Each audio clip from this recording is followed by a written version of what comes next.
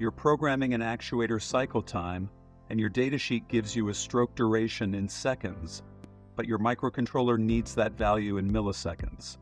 Or maybe you're setting a PWM frequency, and you need to convert a period from microseconds into something more intuitive. One wrong decimal place and your entire motion profile breaks. That's the problem this calculator solves instantly. This is a time unit converter built for engineering work. You enter any time value, select the unit you're working in, and it immediately shows you the equivalent across 8 common units, from milliseconds all the way up to years. No button to press, no page to reload. Change the input and every result updates in real time. The math behind it is simple but easy to mess up under pressure. Every conversion follows a 2-step process. First, your input value gets converted into seconds using a known multiplication factor.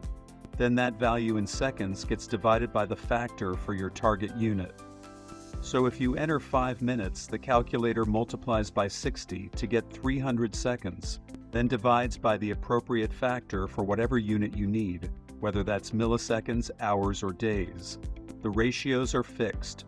1 minute is always 60 seconds, 1 hour is always 3,600. The calculator just handles all 8 conversions simultaneously, so you don't have to. Where does this matter in practice? First, actuator duty cycle timing. You need to know exactly how long your actuator runs per cycle in both seconds and milliseconds to configure your controller correctly.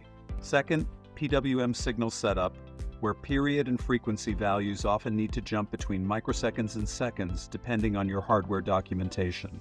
Third, maintenance scheduling, where you might convert operating hours into days or weeks to plan service intervals. If you work with motion control, automation, or any time-critical system, this tool eliminates conversion errors on the spot. Find the link in the description below to use this calculator and read the full engineering guide.